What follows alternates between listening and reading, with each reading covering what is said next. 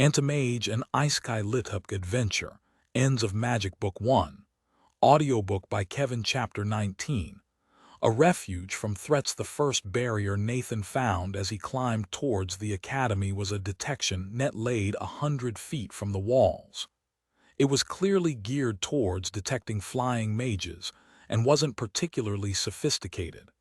It looked like it just sent some kind of message to anybody who crossed it.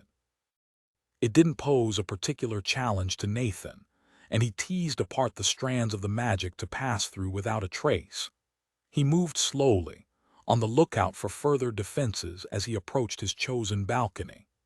There was no way that a flimsy detection net was the only defense the academy had. The spell was on the same level as a single sensor net laid around the Giant's Rest army, and a half-dozen adventuring teams had been able to sneak past a dozen layers like it. When he was 50 feet out, he picked up the next layer, which was both subtle and terrifying. A thin shell of intense wizardry sat about 15 feet above the surface of the academy, contouring to the building's shape. It was distorting local space, but Nathan wasn't sure quite how. He paused some distance away from the spell, feeling some weird air currents and a faint heat against his face.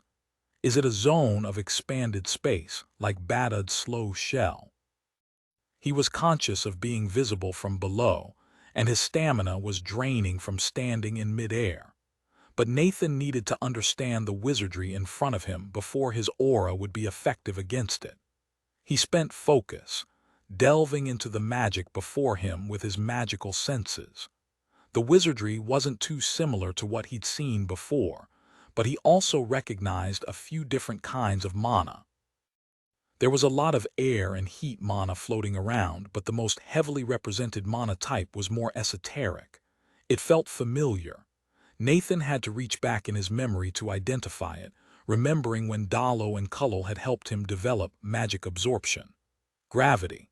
This spell has a lot of gravity mana in it. The wizardry is synergizing with it, boosting the effect beyond what the mana alone could accomplish. Wizard Senses 5 achieved. Nathan had an inkling of what was going on, and he let the smallest tendril of anti-magic brush against the shell, yanking it back almost immediately when an intense jet of compressed air shot out in response, causing his robe to ripple. It's a gravity shear. There are two narrow bands of intense gravity pointing inwards. Between them, you've got a band of super-compressed air, where the pressure is high enough to counteract the gravity. It's strong, like a few hundred gravities strong. Anything physical would get sucked in and ripped to shreds as soon as it touched that. I bet the other spell was to prevent idiots from flying into it. Wizard's Intuition 5 achieved. Nathan examined the barrier in awe. It was an incredible piece of magic that served its purpose amazingly well. He wasn't even sure how he would get around it. The forces involved were strong enough to rip apart a metal bar, much less his body. If he disabled the gravity magic, the air inside would explode outward under the pressure. He could try to make a small hole and do a pressure release, but air would be rushing in from all sides to equalize pressure. The spell was basically all or nothing. Either he took down the shield around the whole academy, or he didn't take it down at all. Well, shit. Phelan was right. The defenses on the academy are no joke. Is it time to admit defeat and return to Housemate? Then Nathan's brain caught up to the other things the spell was doing. At those pressures, the gas should be supercritical. It should be a superdense layer of extremely compressed supercritical fluid without any surface tension. There would be so many molecules scattering light that even a thin layer should look like an opaque black curtain. Is that what the air mana is doing? Keeping it gaseous. And the heat mana is keeping the temperature regulated. Using mana to modify the physical properties of a material is so cool. Definitely going to save that insight. A new plan quickly formed in Nathan's head. He wasn't sure if it would work, but he was losing stamina by the second out here. It was worth a try. He started by using careful tendrils of anti-magic to misalign the air portions of the spell, pulling them away from the thin shell of gravity-compressed atmosphere. The surface in front of him went opalescent, shifting phase and gulping down air as it went supercritical and became more compressible. A sudden wind blew from behind Nathan, almost throwing him into the zone of intense gravity. He backpedaled to keep his distance, watching as more and more air was sucked in and compressed down. Radiant heat started to shine on his face. I should have seen the wind coming. Supercritical fluid compresses better than gas, and now it's heating up because it's compressing down further and further. Nathan had been careful to leave alone the heat mana portions of the magic that controlled temperature, and they were working overtime to cool down the suddenly overheated section of the barrier. Yes, all according to plan. The zone he was targeting stopped shimmering and became blurry before darkening to a black shroud, becoming denser and denser. It looked like a two-dimensional storm cloud with a black center and shimmering edges. That's gotta be obvious from below. I need to work quickly. Nathan gritted his teeth as he waited for the heat enchantment to finish cooling down the region. Then, he manipulated more tendrils of aura to deactivate the temperature control portion of the spell. Then he sent a third set of tendrils outwards to poke tiny, equally spaced holes into the gravity gradient near the edges of the cloud. It was an incredible level of mental gymnastics, and he was spending focus like water to hold the necessary construct in his head. Without both battle meditation and aura manipulation, it would have been impossible. Mid-tier aura manipulation 7 achieved. The last set of anti-magic tendrils bored into the shell of gravity, unleashing jets of wind strong enough to cut steel. Luckily, he'd had the foresight not to put any close enough to hurt him, but his robes and hair whipped crazily in the eye of the storm. It took constant stamina expenditure to stay in place against the crazy winds, but the surface in front of him flashed from black to blurry as gas was blown away from the wall by the crazy pressure. Vapor condensed in the air around him, and soon Nathan was immersed in a low-lying cloud of freezing fog. The temperature inside should be dropping faster than this. The spell bled off the heat when the gas compressed. Now I've disabled the temperature control and started the spell expanding. It's cold and under high pressure. Through the fog, he spotted the first signs of success creeping across the barrier in front of him. Tendrils of nitrogen ice spread across the shell as the dropping pressure caused the temperature to fall dramatically inside the hypercompressed shell. Most of the air that had been sucked in escaped through his boreholes, but what remained got colder and colder. He panned the release valves around, moving them until he had a ring of atmospheric ice 20 feet wide. Good, I'm damn freezing out here. But now I'm not fighting against the entire volume of the shell, just the local region. Nathan started draining the pressure from the area right in front of him, allowing the outrushing pressure to blow him backwards a few dozen feet as the central region froze solid. His grip on his anti-magic started to slip with the distance, but he was already accelerating as quickly as possible, straight towards the center of the disk of ice. Acceleration 4 achieved. His aura stretched ahead of him in a solid column, spearing a hole through the wizardry barrier before him. Nathan's momentum-based skills carried him through the remnants of the shield, and he shattered his way through the millimeter-thick layer of solid atmosphere. Cold, cold, cold. He hadn't been thinking about slowing down, so he slammed into the wall of the academy with an oof and the crunching of a broken nose. Nathan lay against the sheer stone wall for a second, exhausted from the efforts of the last minute and shivering with cold. He directed healing to stave off frostbite before his nose snapped back into place. His eyes opened to a level-up notification. Mage Killer has leveled to 145. Congratulations, you have bypassed the outer defenses of the Ascendant Academy. Airwalking 5 achieved. Outer defenses. Great. It really might have been easier to go in the front door and take my chances with whatever the identification process is. He shook himself and got moving. He'd made a bit of a show getting in, even if most of it had been under cloud cover. It was time to move, but Nathan turned to inspect the place he'd busted through the barrier. The ice was melting back to a sludgy mix of hypercompressed gas and supercritical fluid, and a strong wind blew on his face from the spot he'd punched through. Fortunately, the wizardry-directed gravity spell was working to repair the weak spot, quickly rebuilding the gravity gradient he'd wrecked. The surrounding air and heat magic were also being guided back into place, a process that appeared possible because Nathan had just yanked the spells out of position instead of completely destroying them. His guess was that it would take another half-hour or so before the spell was back to full functionality. Good. I'd hoped the spell would have enough self-repairing capability so that I wouldn't leave a trace, but it might also have set off an alarm somewhere, so it's time to skedaddle.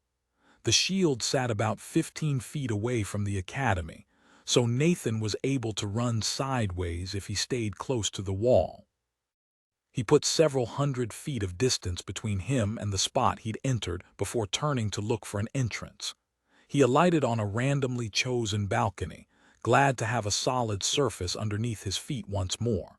Now he wouldn't fall out of the sky if he ran out of stamina.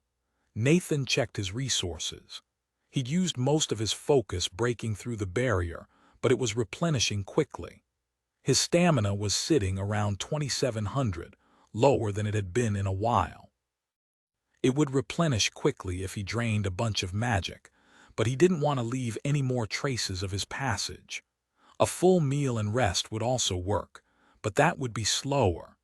He turned towards the door that led from the balcony into the building and stopped dead. There wasn't a door. There was an arch where a door should be, but it was filled in with a solid wall of stone the same golden color as the rest of the academy. Nathan walked over and rapped his knuckles on the surface, checking that there wasn't a hidden entry or a magical trigger. There was certainly wizardry buried inside the wall, but from this close he could feel it running through the entire academy. There was some kind of wizardry lock in the wall, but it didn't have an obvious doorbell he could ring to get inside. From the feel of the wizardry, the stone was at least 10 feet thick. Not busting through that. Okay, check more balconies for one with a door. He ran around for a bit, glancing at every balcony he could as he put more distance between him and his original entry point. He found a few places that he'd assumed were entry points from farther away, as they all had stone railings and benches to sit on. But while each had a similar arch, none of them had a door. Well, shit. Are all of these balconies just cosmetic? Am I going to have to break a window? They all seem pretty thick and just as reinforced with wizardry as the walls. With a sigh, Nathan got back up and took to the air once more, still headed away from his entry point. In the distance, he could see the specks of mages flying around and examining the spot he'd busted through.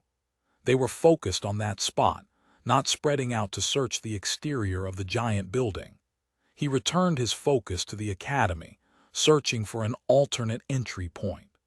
A few of the windows seemed like potential targets, but he didn't like the feeling of the wizardry inside them. Then, a particular balcony some distance below caught his attention.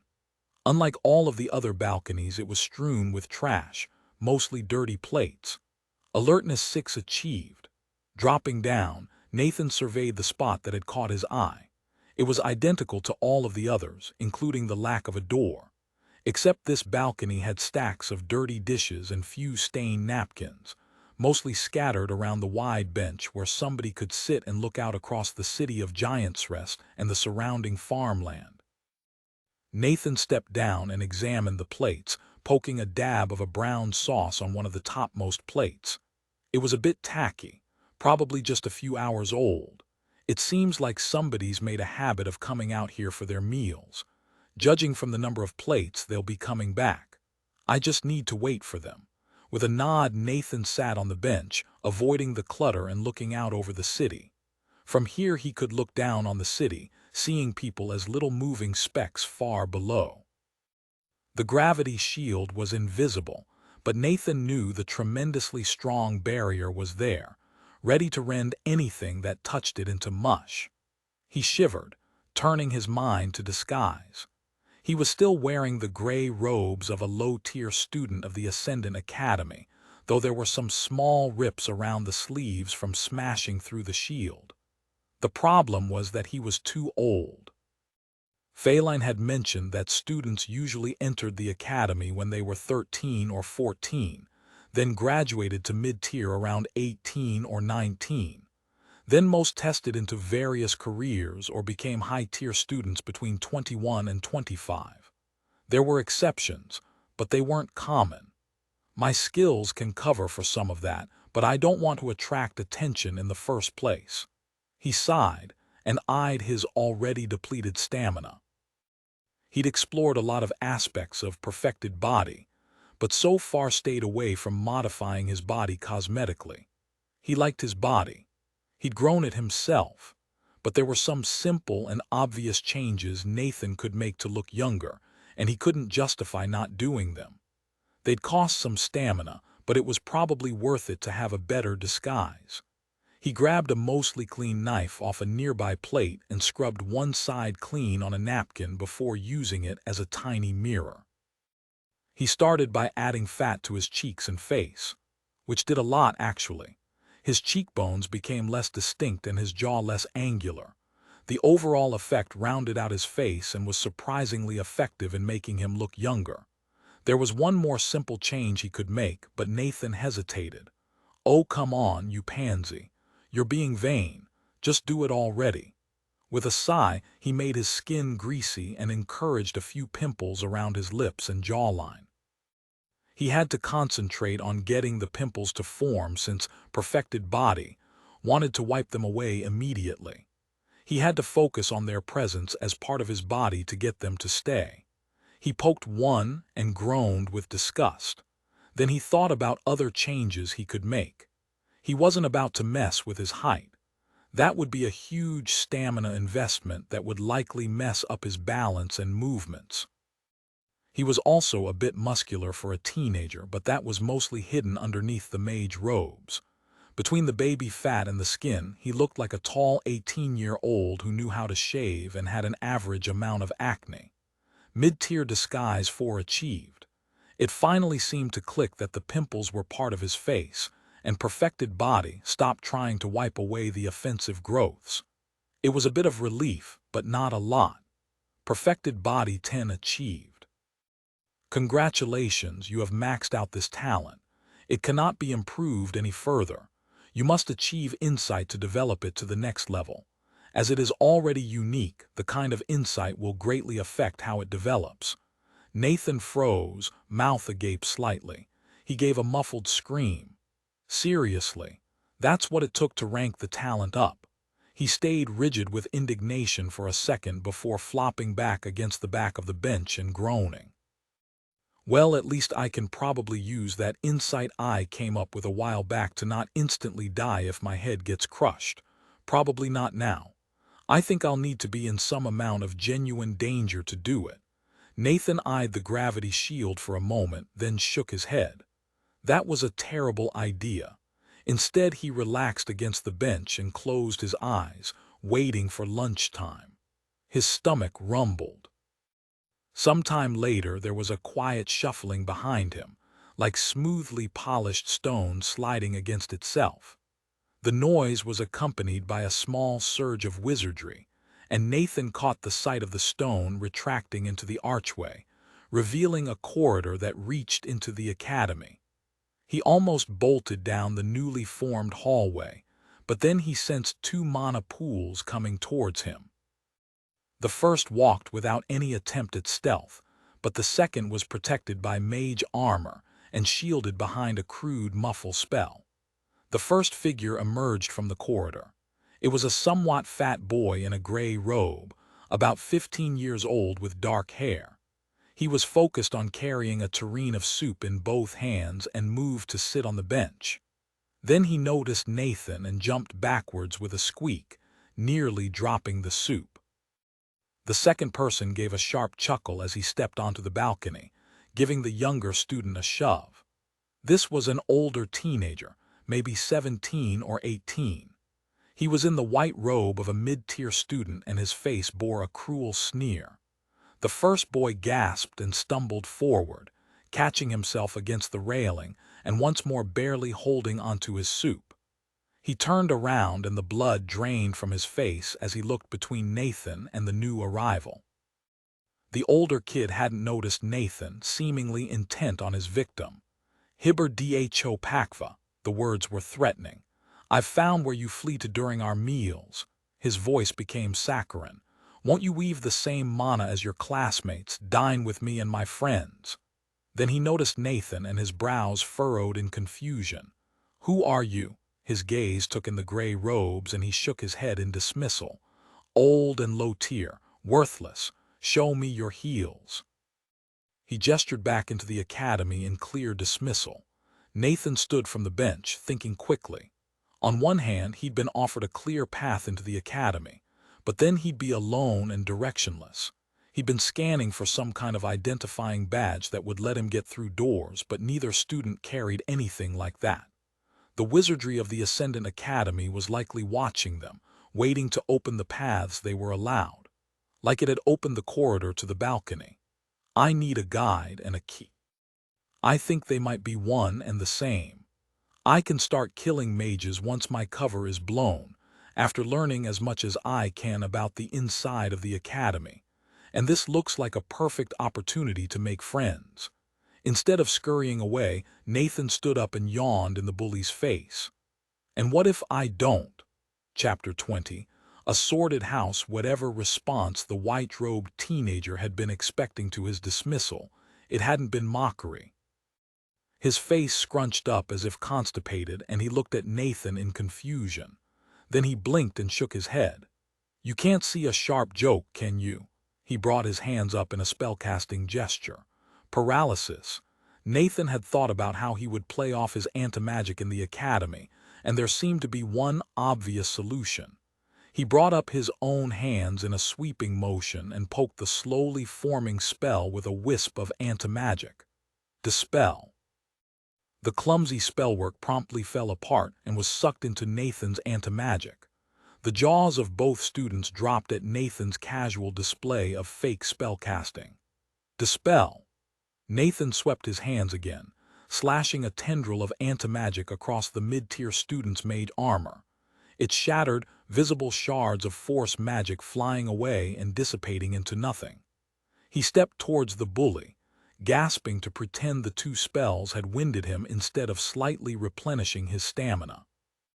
The would-be bully shrunk back, suddenly aware of the 7-inch height advantage Nathan had. Then he rallied and stopped retreating.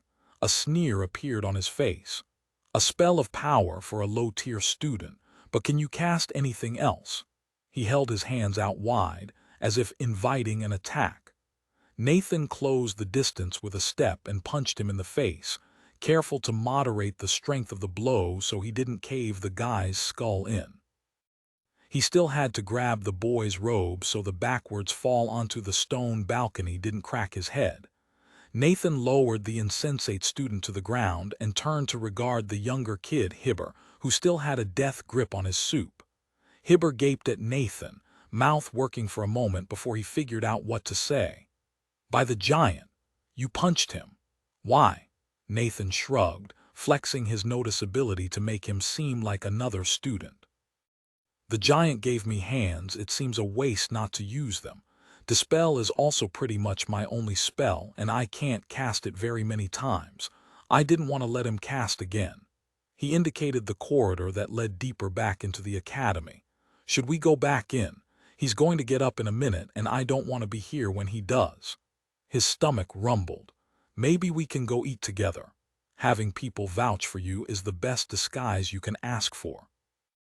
Hibber looked down at his soup, then around the balcony that seemed to be his hidden retreat. "Yeah." His voice was dejected. He glanced at the bully sprawled on the floor and smiled. "Yeah." He set the soup down on the bench and turned to leave without a second glance. Nathan followed him inside, getting his first glimpse of the interior of the Ascendant Academy. All of the surfaces were polished stone in various colors, decorated with carvings and occasional statues or paintings. The ceilings were 50 feet high and vaulted, with pillars standing out from the walls. It felt like a cathedral or a grand Buddhist temple.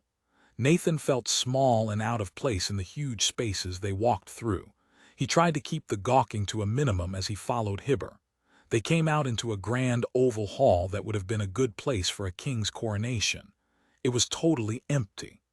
I found this area a couple of weeks ago. It's near as high as low-tier students can go, and there's not much here.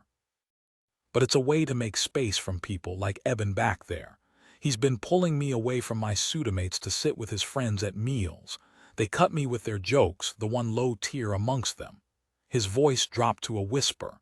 I think Eben's been trying to get me to snap back so he can duel me and set the terms. Then the younger boy brightened up again, grinning at Nathan.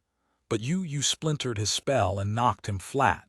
His gleeful expression grew curious. Who are you? I haven't seen you before. Did you just join? Where is your suite? Nathan smiled slightly and held up his hands defensively to stem the flow of questions. It's good to meet you. Hibber Dho Pakva, right? The other student nodded and Nathan continued, lying through his teeth. I'm Nada Dho Asna, and I've only been in the academy a little while. I'm from down south, outside of the settlements. My family has a compound on the edge of the desert a few days from Argles, but we're pretty private. We have some insights of our own and keep to ourselves.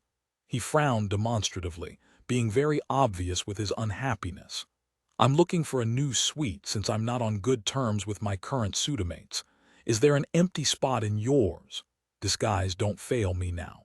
I have the feeling it'll take at least a few days to figure out how to crack the Academy's defenses. I'd very much prefer to hide in plain sight while I do that, and this guy seems like a bit of a sucker. Hibber seemed taken aback. Why don't they like you? You can cast 5th-tier magic. One of them made fun of my family, Nathan replied with a snort. So I punched him. Now they won't let me forget I can't cast any other spells. They soaked all my robes and laughed about how I don't know the spells to dry them. Can't you just task the domestic slave in your suite? Hibber asked confusedly, but then waved the question away without waiting for an answer. You can move in with us. We've got 3 spare rooms right now. It's just me, Ronnie, and Yellen. He leaned in closer like he was sharing a secret. Yellen Dha Declan, you know. It took Nathan a second to place the name. When he did, he made sure to pretend to be suitably impressed, like Archmage Heo Dho Declan, who Sarah killed with a bullet to the head during the ambush in the valley. Phelan said he was the Archmage who ran Argles, which was another satellite city down south, close to where I just said I grew up. Damn. Wow, Nathan said, as if unable to believe his fortune. It would be amazing to move in with you. Let's get food and then I can come with you to grab a room. Maybe if I don't tell my current pseudomates they won't know where I went and they'll stop bothering me. Hibber seemed thrilled and walked straight towards the far wall of the grand hall. When he was 10 steps away, the wall irised open to reveal a grand staircase spiraling down a wide shaft. Nathan kept a careful eye on the magic around them, trying to figure out how the wizardry that controlled the academy worked. As far as he could tell, it was just paying attention to Hibber and opening doors wherever he seemed to want to go. It's always watching everybody, except me. I think between my anti-magic stealth, and mage infiltration, I'm invisible to the academy. Which means I won't set off alarms, but I also can't open the walls to get around unless I can hotwire them somehow. But this stuff isn't simple. I can't even tell where all the doors are yet. I'm halfway convinced that the entire academy can reconfigure itself at will, but at least this is a good place to practice messing with wizardry. It's everywhere. He followed Hibber down the staircase as the young mage chatted about his pseudomates. He told stories about them and their escapades together, then mentioned that they'd been planning a way to embarrass Eben badly enough that he would stop bullying Hibber. But he's got a bunch of mid-tier friends, and they all walk around with mage armor all the time. It's a heavy task. Nathan grunted his agreement, still mostly paying attention to his surroundings, both mundane and magical. The staircase went down quite a distance, but it didn't go all the way to the ground level. There appeared to be some kind of magic occupying the center of the staircase that could levitate people up and down the shaft. I'm glad Hibber didn't, or can't, use that. I would have to fake it with airwalking, and after busting through the exterior barrier, I'm a bit too low on stamina for that to be comfortable. After a few floors, another wall parted before Hibber to provide an exit from the stairs. The corridors here were similar to those above, but with more students. They wore robes of gray and white, for the low-tier and mid-tier students respectively, and walked in cliques. Some seemed relaxed, others harried. Down the hall, a woman in an orange robe strolled with a purple-robed student at her heels, and everybody was quick to get out of their way. Hibber led them through a series of sharp turns, and Nathan memorized the path. He saw more and more students walking to and fro, gossiping and laughing together in a way that wouldn't be unfamiliar to any American high school student. Except Nathan hadn't seen any high schools made of marble with 50-foot ceilings, or where the students played with each other by juggling little orbs of light. They turned a corner into another large space, with a crowd of students gathered around a broad oval marked on the ground in shining metal. Nathan could see over everybody's heads and into the circle, where two mid-tier students faced each other across a 30-foot distance. Wind, blast, force, block, earth, orb. They traded spells back and forth with intense focus, actively seeking to knock each other over while the crowd rooted for one student or the other. The circle on the ground seemed to be blocking the effects of the spells from impacting the bystanders, and Nathan slowed down to figure out what was going on. This looks like a duel of some kind. No teachers in sight, and they're being a bit vicious for practice. The audience also seems too excited for this to be an everyday occurrence. "Get her stay, teach her the giant's lesson for the insult," cried one boy, seemingly egging on one of the duelists. "Yup, a duel, over some kind of insult. Note to self, try not to insult people, or else I'll get challenged to a duel that I don't have the tools to fight in. Well, with spell redirection and my foe dispel, I might be able to fake it." Nathan had to hurry to catch up to Hibber, who glanced at the event but didn't stop moving. They entered a huge dining hall with a domed ceiling and a set of weirdly curving support columns. It seemed to be split into 8 identical dining areas spaced around a central hub where huge tables groaned with food. The design of the hall itself caused Nathan to pause. Streamers of fire mana flowed through the air overhead, dodging between invisible panes of force. They gave off ambient heat that made the entire room comfortably toasty. The mana was invisible to the naked eye, but the pattern of the swooping mana flows reminded him of a spell. Each of the 8 sections is in the general shape of a fireball, or the mana you'd use to make one at least. If you recreated the structure with your own mana, it'd be a pretty good approximation of a fireball. Probably more efficient than the fireballs Stella casts, actually. The force is used differently. His attention was caught by the center of the room, where the food was. The mana flows there included air mana, and they seemed to spiral in on themselves in an oddly recursive manner. If each section of the room represents a fireball, what happens when you cast the spell represented by the whole room with 8 fireballs linked together by that central region? A grand fireball spell. Probably. Wizard's intuition 6 achieved. He'd been absent-mindedly filling a tray in Hibber's wake as he studied the room, and was now following the younger student. They headed towards a small table where 2 other low-tier students sat, a boy and a girl. "They're still here," Hibber said, pleased. He sat down and gestured for Nathan to take his own seat. He pointed at the boy, who looked about 15, with wildly unkempt brown hair and a large nose. "This is Ronnie Dho Lahad, my other hand." Then his finger moved to the girl, who had frizzy blonde hair and a composed expression. "And Yellen Dha Declan, the best mage in our classes." Yellen rolled her eyes in fond exasperation. "Not if you count the lecturers." She poked towards Nathan with a spoon, looking him up and down.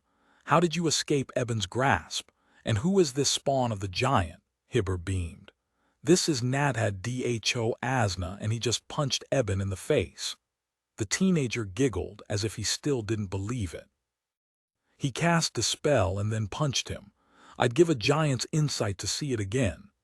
"Dispel?" asked Yellen, her eyes narrowing as she studied Nathan once again, taking in his height and pausing on the faint rips around the edges of his robe. "Yeah, I saw it. Popped his mage armor like that," Hibber said excitedly, snapping his fingers. "He wants to move to our suite, is that okay?" The third student at the table, Ronnie, had been occupied with a particularly large slice of cake, but at this comment, his head popped up with cream smeared around his mouth. "Yeah, if you knocked Eben over, then you're a mage worth knowing." Nathan could see that Yellen was about to either object or start asking questions, so he jumped in with an explanation. "Moving into your suite would be great. My current pseudomates don't like me, and they keep spoiling my clothes and preventing the slave from fixing them." He gestured to the rips. "This is my best one. I would love to move in." "He shares your origin, Yellen, near Argles," Hibber pitched in, making Nathan wince. He'd been hoping to leave that little slip of the tongue behind. "Oh, where?" she asked. "A little mage commune on the edge of the desert, a few days' walk away from anything.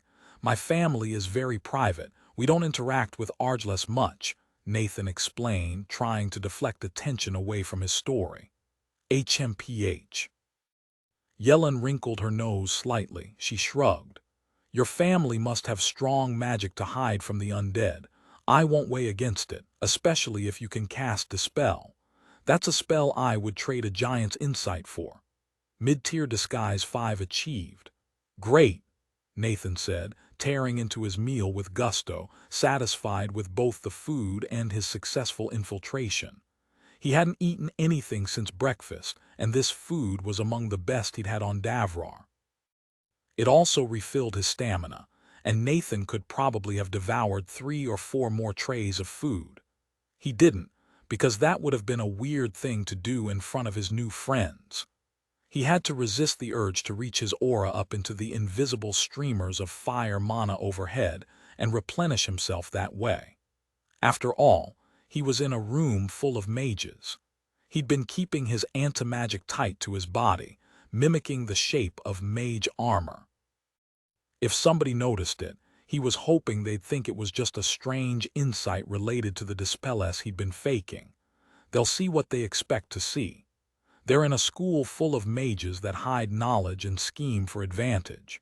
If they see something weird, they'll think it's a magic they're unfamiliar with, not anti-magic from a gem or assassin.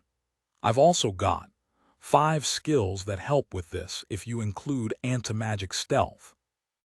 I should be able to stay hidden for a little while as long as I don't mess up anything big. Stay and Tiam were dueling in the front dueling ring, Hibber said when he took a break from his plate. Yellen's eyebrows went up. "I assume she had him in her palm," Hibber snorted. "I think so. He's got the intelligence of a stalker harassing the favored daughter of Archmage Denar. She's grown up on weighty insights. He just wants her attention."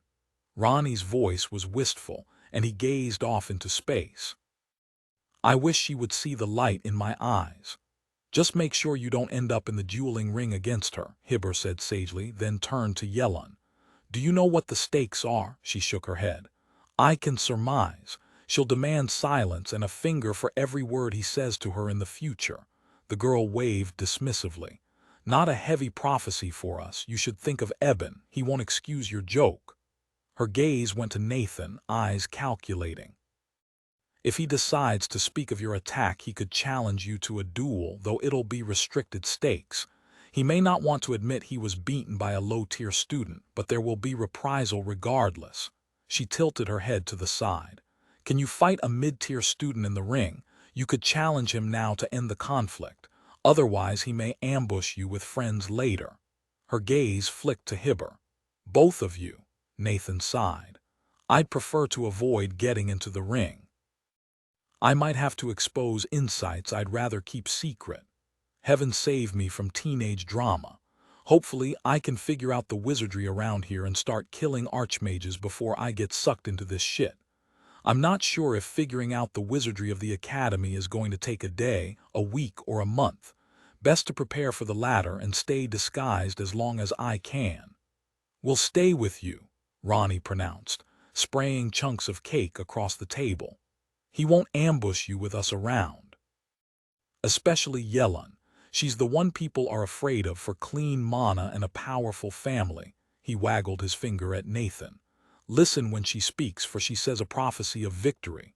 The blonde girl flushed slightly, ducking her head and hiding her face behind her hair. I only speak what I see. Then her gaze panned to Nathan, turning serious as she moved her hair away from her face. My family has been weakened by my father's death, but Argles is ours. Even if another archmage takes it over, that city is ours, she shrugged. I won't inherit a great boon and have little influence beyond that of a favorite younger sister, who was given few insights. Her jaw firmed as she met Nathan's eyes challengingly. Nathan raised a hand defensively. I know little of the academy or archmages. My parents had some bad experiences here. They still praise the giant, but they stay away from other mages. Nathan made his voice wry. They said I needed to learn many lessons here, and I have. About trust and caution. I've learned a few already. Yellen pursed her lips and nodded. The Ascendant Academy is Giant's Rest in all its colors. Now we should speak of classes. We attend the morning practical with Bran Dho Jast, then do the afternoon lecture with Brarden Dho Shisk. If you seek to avoid your pseudomates, you could join our classes. If you want protection from Eben, she let her voice trail off suggestively. Nathan nodded. Sounds good, lead the way. Heh, sounds good. I like the saying, Hibber said, getting up and leaving his dirty plate behind. Whoops. I need to try and talk more like a Giant's Rest mage. Nathan shrugged, getting up and walking with the other mages as they left the dining hall. Ronnie looked up at him, suddenly impressed. By the giant, you're tall. The afternoon lecture was an absolute snooze fest, even though it was about magic. The orange-robed lecturer was a ruddy-faced man named Brarden Dho Shisk, who sat on a stage before 100 low-tier students and lectured them on mana shaping. He had that air that teachers got when they had settled on their explanations and weren't going to bother checking if anybody understood them. Nathan had gotten a number of looks as he'd walked into the lecture, but nobody had said anything. There was some quiet muttering he picked up with his enhanced hearing about Yellen gaining a new minion. Nathan snorted slightly as he and his new friends sat to the side of the hall. They're not exactly friends. I'm not planning on murdering teenagers in their beds, even if they are training to be mages of Giant's Rest. But I'm not going to hesitate to kill them or rip out their magic if they end up on the battlefield. They're more like cover. After the lecture, they walked to the suite. It was a little ways away, in the low-tier student residential portion of the academy. Nathan had to hide his reaction to seeing the space for the first time. After all, it wasn't supposed to be his first time. They emerged from a large hallway into a huge room 700 feet across and full of plants. It was shaped like a cone as wide as it was tall, with a waterfall falling from the point at the top of the room down into a pool at the bottom. The air was warm and humid. Combined with the lush plant life, it felt like a slice of jungle inside of the academy. Nathan's companions walked through the park without a second glance, and he saw that it wasn't at all wild. Some regions were dense and overgrown, but they were interspersed by walking paths and private nooks, while other sections had soft grass flanked by flower beds. They stopped at an intersection between paths, and Nathan felt the wizardry of the academy recognize the students next to him. A spiral staircase descended from the sky above, landing in front of them without a sound. "I hate climbing these stairs every day," Ronnie grumbled as they started up the staircase and towards the angled ceiling. "Then learn to fly, or at least levitate," Hibbert shot back.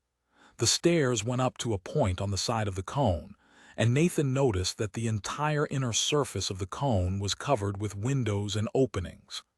Their particular staircase ended at one specific empty doorway, the entrance to their suite. A matronly older woman sat in a chair inside the entryway, sewing a gray robe. She greeted them as they entered. "Welcome back, dears. Do you need anything?"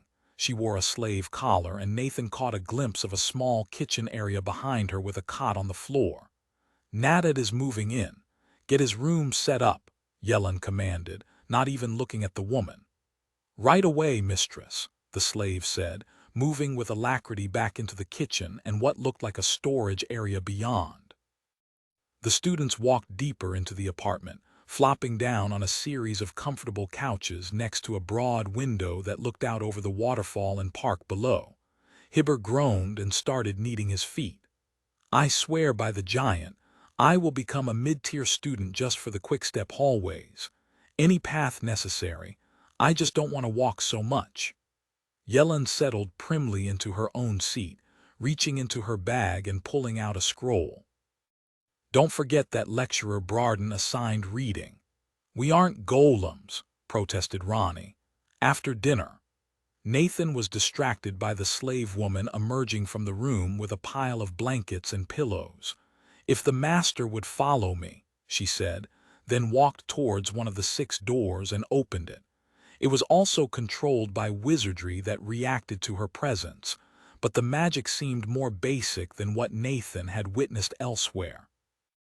The room beyond was a large and comfortable bedroom, and the slave set the space up for habitation quickly and efficiently. His private room had its own bathroom and desk, and Nathan had to stop himself from thanking the slave as she left. He tossed a towel into the bottom corner of the door so it wouldn't close all the way, then blew out a breath. The light turned off since the academy thought the room was unoccupied. Into the giant's maw. At least it's a comfy place. Chapter 21. An ascendant tour. It turned out there was another dining hall close to the low-tier residential area, and Nathan followed his new studentmates there for dinner. As they went, he scoped out the layout of the academy. It was a huge building that didn't seem to have an obvious organization, but he was still only starting to build a mental map of its layout. They sat together in a secluded corner of the dining hall, eating the excellently prepared food. It was just as good as the lunch, and Nathan understood why so many mages were fat.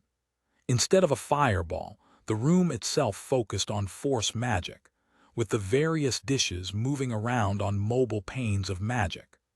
The spellwork was carefully constructed so that it could be controlled with simple magic, allowing students who knew the basics to summon their desired food if they wanted to avoid running across the hall to catch their desired dish.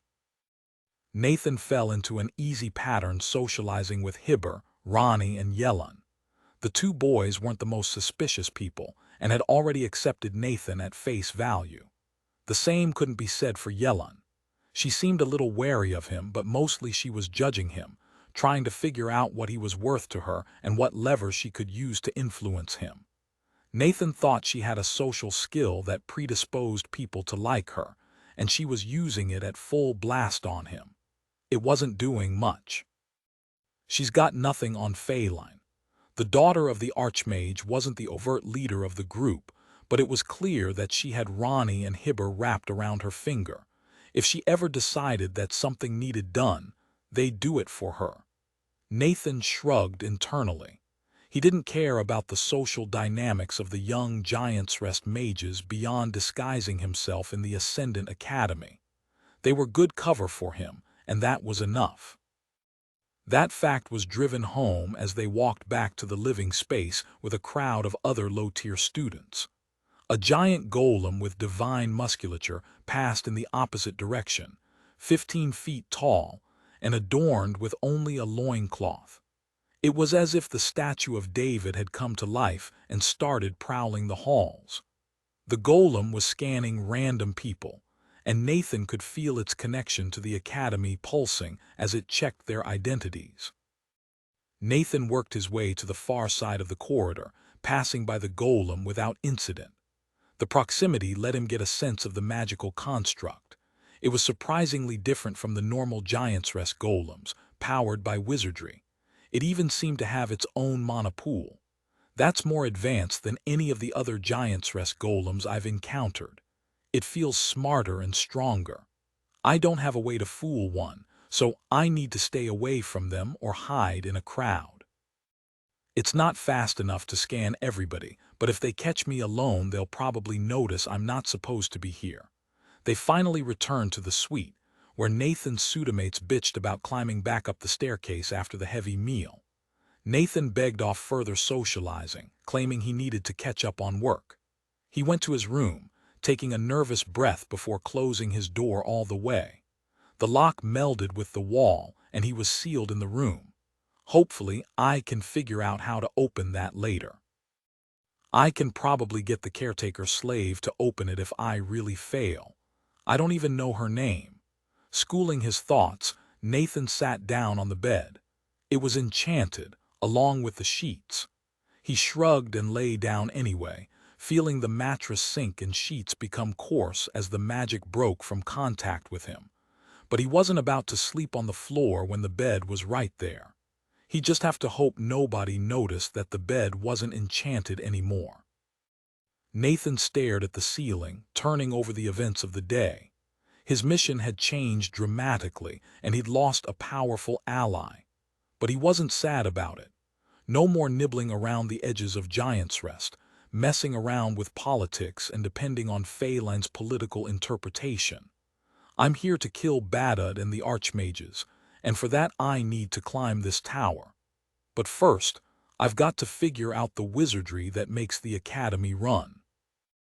And for that, I need to pretend to be a student for a little while. He awoke some hours later. He'd gone to sleep right after dinner, so it was still the middle of the night. Nathan tossed aside the sheets, sliding out of bed quietly. His first priority was to figure out how to open his bedroom door. The lock on it was the simplest piece of wizardry he'd seen in the academy, but it operated off of the same basic parameters as the rest of the place.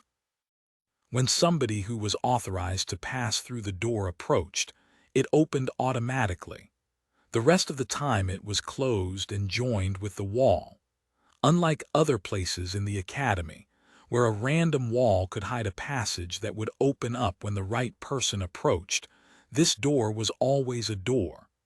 But it had melded into the frame as a solid unit, making it impossible to open via normal means. There wasn't even active magic holding it closed. The door and the frame were a single solid piece, and an act of wizardry was necessary to separate them. As far as the academy was concerned, the room was empty. He didn't think he'd be able to fool the part of the academy that tracked all of its inhabitants. As far as he could tell, the academy had some kind of access level assigned to each person, and did a computation to decide when to unlock a door. Does it track their mana pools? I've got to fake one of those, though I think it's for fooling people, not giant ancient dungeons. Regardless, whatever it tracks is hidden by my anti-magic. So if I can't fool the tracker, I'll have to hotwire the door. He busied himself poking and prodding at the wizardry in the door. It was in there, ready to act if the door needed to be unlocked. The problem was that he didn't understand wizardry the same way he did mana. That needed to change, and this was his chance. Nathan investigated the wizardry in the door for a while before he stopped to glower at the offending stone and the magic concealed within. He couldn't just stare at the magic. He needed to poke it and see how it responded. He thought he had a good idea what the structure of the wizardry was, but his understanding was pretty half-baked. The problem was that he might very easily break the wizardry on the door. then he really would be trapped in here. Nathan glanced around the room, looking for an alternative. His eyes settled on one of the lights along the wall. There were 10 of the magical crystals scattered around the room, and they'd provided a soft ambient glow when the slave was in the room. As soon as she'd left, they all dimmed because the academy thought the room was empty, or maybe because it was past bedtime. It's not a big problem if I break a few lights, right? He moved over to the wall and examined the spellwork. The magic that emitted light was mana-based and extremely basic, but each light had a small piece of wizardry that seemed to turn it on or off when it recognized somebody was around and not trying to sleep.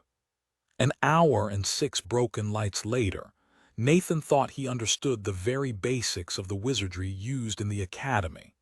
It reminded him of playing with wires on a breadboard, but more dependent on sympathy.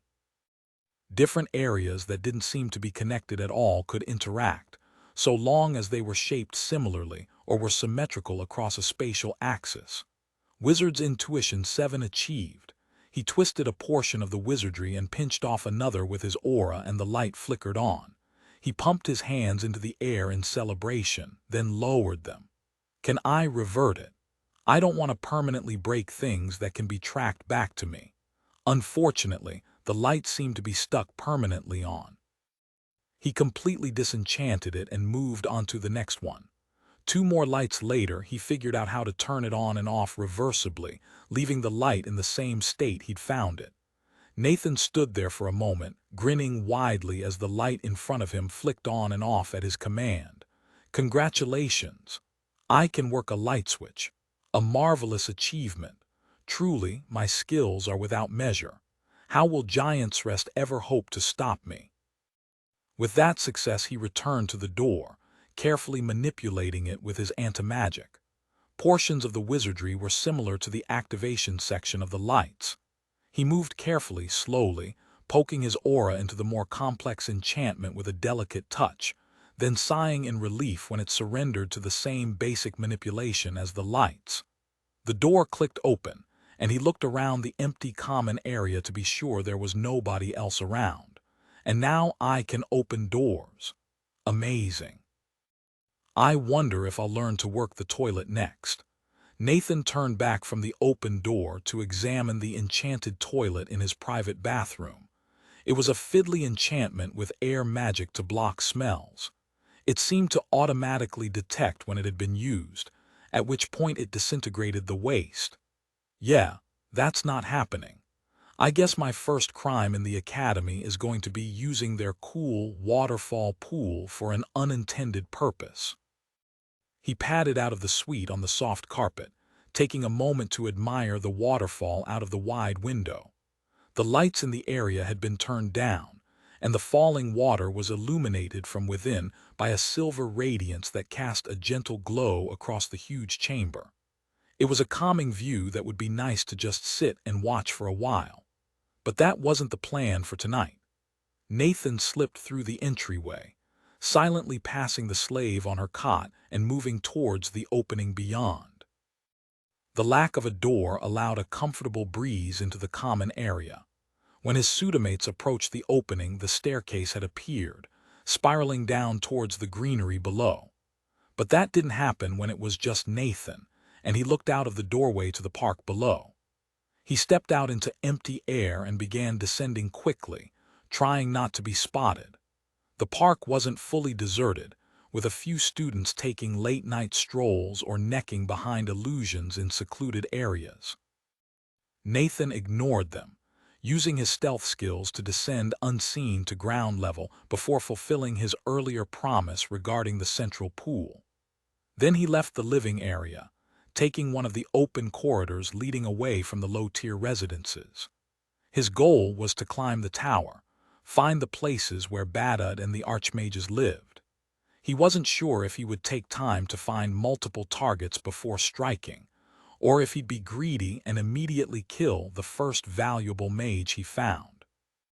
On one hand, dead archmage good, but then they'll respond, maybe even by destroying Gemor. Right now they don't know I'm here, and if I can kill Badud and half of the Archmages in one night, that would be a crippling blow, the kind that brings down giants' rest. But first he had to learn how to climb the stairs, or more accurately, open the door to the stairs. He found the spot where he'd first descended to this level. There was a flat wall where the staircase had been, and the knot of wizardry was significantly more complicated than his sweet door. There were several levels of magic in the wall. If he'd previously been playing around with a breadboard, now he was staring down a printed circuit board with multiple layers of connections. He couldn't even detect the parts deeper in the wall, since they were obscured by the stuff closer to the surface. With a sigh, Nathan started moving back and forth, assembling a mental model of each layer and trying to get a good picture of the sections farther back.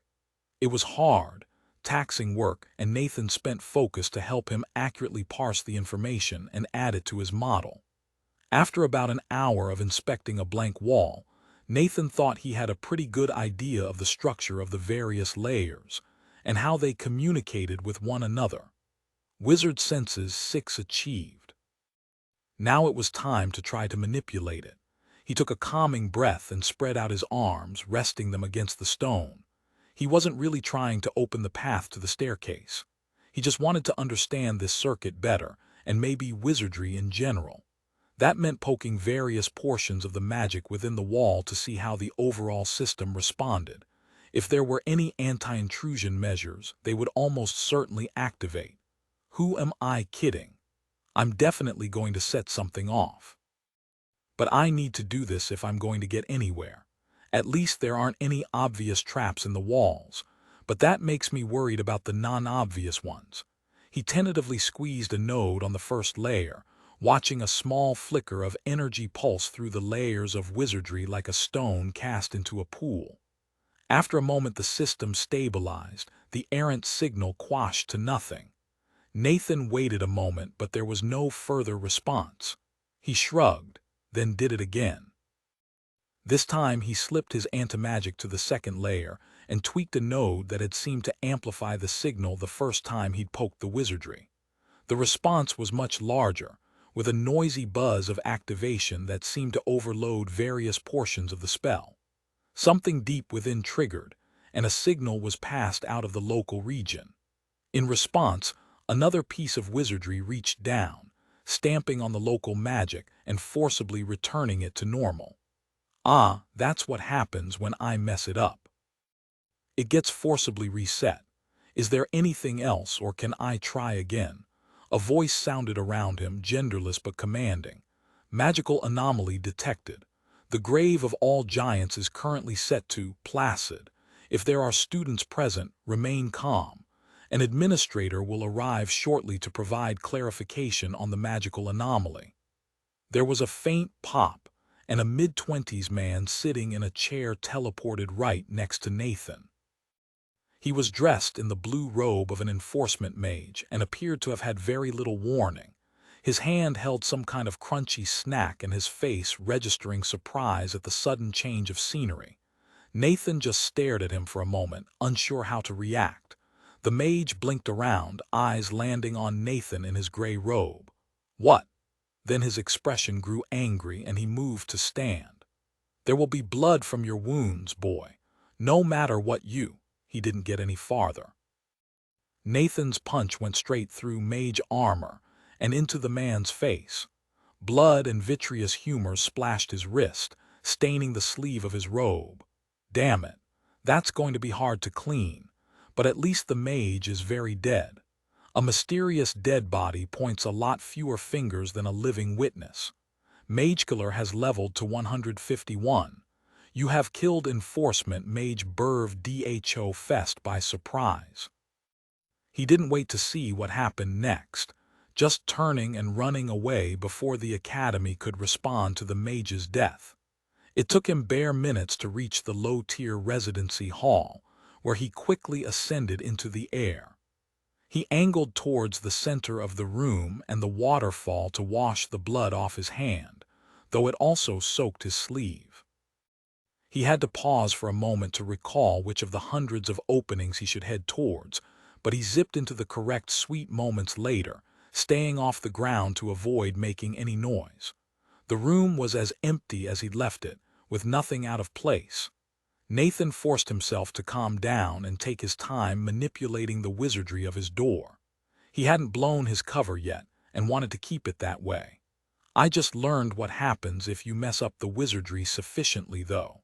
Good lesson. Once his door opened, he slipped inside and closed it firmly. His first target was the bathroom, to use a towel to try and rub out the blood from his sleeve. He wasn't fully successful, but the resulting stain wasn't particularly noticeable on the gray cloth. Void of Magic has leveled to 312. You have killed an enforcement mage of Giant's Rest while inside the Ascendant Academy. He hung the robe up to dry, then went back to bed. He didn't sleep, instead considering the lessons he'd learned. The Academy definitely has some kind of central control, but it doesn't seem intelligent. A little bit of messing around is okay, but if I cross a line then it sets off an alarm and drops a mage on me. Giant's Rest has administrators who seem to be in charge of the Academy, though that guy wasn't a wizard. He wasn't even a very high-level mage. He seemed more like a security mook watching cameras. Can I use that to target mages? Set an alarm, kill the guy who teleports in, then skedaddle. I feel like that will work once or twice before they turn that setting off and throw 100 golems at me instead. No, my priority is still figuring out the wizardry of the Academy. Nathan was happy with the results of the evening. He'd learned to manipulate the Academy in the most basic way. He couldn't open up walls or get to the staircases yet, but he'd made tangible strides in understanding both wizardry in general and the Academy in particular. As it was, he was confident he could figure it out eventually. It might take another development of his anti-magic talent, or maybe some synergistic utility skills, but he'd manage. But the key word was eventually. It was going to take at least a few days, potentially a couple of weeks to understand wizardry well enough to hack it reliably. He'd need to blend into the Academy and do what it took to go unnoticed until he'd gotten the necessary practice and experience. This might be one of the few places where I actually get exposure to significant amounts of wizardry. I remember where the anti-wizard description said wizards are the most powerful magic users on Davrar. It was easy to be exposed to mana-based magic for my talent, because that kind of magic is everywhere. I just sat down with Stella's parents and they showed me dozens of spells. But if I want to learn wizardry well enough to fight a wizard, this is the place to do it. So I'll work on staying hidden, taking the necessary risks to learn how to break wizardry. With that resolution in mind, Nathan pulled up his exact recollections of what he'd sensed tonight. Things had happened quickly, but he'd been paying attention and spending focus to capture everything. He reconstructed the cascades of energy with Mental Fortress, recalling how the wizardry construct had activated to send the alert signal. He didn't have enough data to understand specifics, but it was enough to generate hypotheses and try to get a better understanding of how the wizardry worked. After his fifth fine-grained run-through of the cascade that had led to the administrator's intervention, Nathan thought he was on the edge of understanding the metaphysical nature of wizardry a little bit more. If he had to put it into words, he'd say that it was dependent on metaphorical significance in a way that normal mana wasn't. Fire mana represented heat and combustion and could burn on its own, but it worked best when it was fed oxygen and fuel. Wizardry was more concept-driven and worked off of meaning and connection to enforce an abstract will upon the world. The wizardry inside the walls didn't deform the stone and physically slide it aside. It just expressed a will that the stone be elsewhere. Once that was done, the stone simply moved into a space that hadn't existed until it was needed. Mana was power that could be used to change the world, while wizardry was the power to rewrite it. Wizard's intuition achieved. With the satisfaction of a concept understood, Nathan drifted off to sleep once more. He awoke to a soft knock at the door. He quickly got up and donned the same robe that he'd worn last night. It was still damp, but there wasn't anything he could do about that. "Come in." The door cracked open, showing the matronly slave, head bowed and arms outstretched. In her hands was a neatly folded stack of gray robes. Nathan took them gently and responded automatically, "Thank you." She looked up in surprise, eyes catching on his own damp robe. She blinked, then nodded and turned away. Beyond her, Nathan saw Hibber open his own door, yawning and scrubbing at his eyes. He closed the door again and changed, finding the new robes fit him perfectly. He hung the blood-stained robe up out of the way before taking a minute to untangle the lock and leaving to find all three of his pseudomates outside. Yellen was speaking quickly, her voice full of trepidation. "And they don't know how he died. An enforcement mage killed in the academy. My cousin didn't say how he died, but she did say it wasn't magic." "Then how?" Ronnie said, looking confused. "A monster." Thank you for listening to the story on KevinAudio.com. Chapter 22, Scholarly Paths. The mood at breakfast was anxious. The news of the dead enforcement mage had clearly spread, and everybody was speculating on what had happened. "A ghost of Quaz," Ronnie said in a hushed voice, eyes wide with suppressed excitement. "The battle in the mountains happened near a hidden hermitage. It awoke from death and followed the founder back. It now stalks the academy, killing mages." He looked around to see how his companions reacted to the theory. Nathan raised his eyebrows and shrugged, while Hibber looked uncertain and interjected with his own idea. "It could have been an action of the nails. Their hands have been idle for a long time." Ronnie wasn't deterred. "But the nails kill with magic. This was something else, like a monster. I want to be a war mage and learn necromancy, so I can animate dead monsters. I'll apprentice to war mage Usto Dho Thrask and shackle the ghost with magic, then learn to make immaterial golems out of death mana." Yellen just rolled her eyes. "It was probably a malfunctioning golem. They're left from the time of founders, and we still don't understand them. Miracle of the giant or not, if they think you do not belong, they will kill you." Her sober tone was at stark contrast to the excitement of the boys. They grumbled about their own pet theories, but didn't dispute that the more mature girl was probably correct. Nathan nodded along, glad that he hadn't stirred up too much suspicion by killing the enforcement mage. It seemed like the security around the academy was intense enough that they didn't really consider the possibility that there could be an assassin inside. The students, at least. Badud might have more information. "But they can't exactly use magic to find me." Soon enough they were headed towards the practical class, which had Nathan nervous. It was where the low-tier students were supposed to practice their magic and apply the theory they learned in the lectures. He thought about slipping away, but his new pseudomates assumed he'd be joining them. Doing anything else would be suspicious. He considered making an excuse about joining a different class, but in the end he found a few different reasons for going. "Missing the morning classes will only work for a day or two. So if it takes longer than that to learn wizardry, then I need to learn how to blend in. I can hide in this building for a couple days even with my cover blown, it's huge. But I also want to see how the mages of Giant's Rest learn. They teach thousands of powerful mages." "How?" Nathan walked into the classroom, which was a high-ceilinged hall split into a dozen small spaces by a series of low walls. Each little pod was set up with a few desks and a practice area shielded by 4 spells for magical practice. Further spells rose from the walls, preventing sound from carrying between each pod. He followed Hibber down the passage and into one of the practice areas. Ronnie and Yellen followed right behind him, and they sat down in the provided desks as they chatted about the upcoming lesson.